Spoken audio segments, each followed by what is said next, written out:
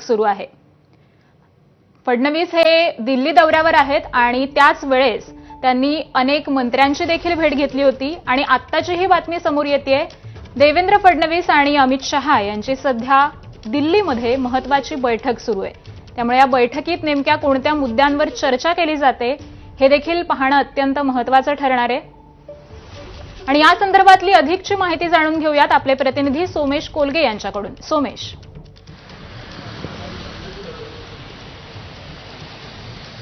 देवेंद्र फडणवीसांचा दिल्ली दौरा सुरू आहे आणि या दिल्ली दौऱ्याच्या दरम्यान देवेंद्र फडणवीस हे 2 दिवस दिल्लीमध्ये पंतप्रधान कार्यालयामध्ये त्यांनी महत्त्वाच्या गाठीभेटी केल्या आहेत। यामध्ये पंतप्रधानांचे principal secretary to PMO Shaktikanta Das PK Mishra यांची भेट घेतली आणि त्यानंतर संरक्षण मंत्री राजनाथ सिंग यांची भेट घेतल्यानंतर आज देवेंद्र फडणवीस यांनी सकाळपासून केंद्रीय अर्थमंत्री निर्मला सीतारामन यांची भेट घेतली। त्यानंतर पक्षाचे राष्ट्रीय अध्यक्ष JP नड्डा यांच्यासोबत त्यांची बैठक झाली आणि त्यानंतर आता देवेंद्र फडणवीस हे केंद्रीय गृहमंत्री अमित शहा यांची संसद भवनातील त्यांच्या दालनामध्ये वैयक्तिक सदिच्छा भेट घेत आहेत। देवेंद्र फडणवीसांच्या संपूर्ण दौऱ्यामध्ये निर्मला सीतारामन यांच्यासोबत काही प्रकल्पांच्या अनुषंगाने त्यांची भेट होती की काही नीती आयोगाने अप्रूव्ह केलेले महाराष्ट्रातील प्रकल्प हे वर्ल्ड बँकेमध्ये आता आहेत पेंडिंगसाठी, तर त्या अनुषंगाने ती भेट झाली। राजनाथ सिंगांसोबत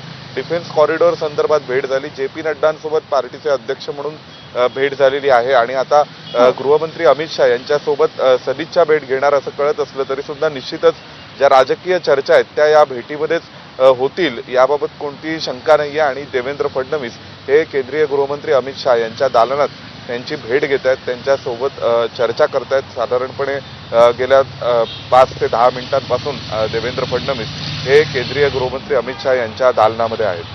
हो, बरोबर आहे। त्यामुळे या बैठकीमध्ये नेमक्या कोणत्या मुद्द्यांवर चर्चा होते हे देखील पाहणं महत्त्वाचं असणार आहे। मंत्रिमंडळात फेरबदल होणार का याचीही उत्सुकता आहे आणि या संदर्भात फडणवीस हे अमित शहांशी काही चर्चा करतात का हे देखील पाहणं महत्त्वाचं असणार आहे। सोमेश, तुम्ही आमच्या सोबतच राहा, पुढच्याही बातमीचे अपडेट्स आपल्याकडून घ्यायचे आहेत।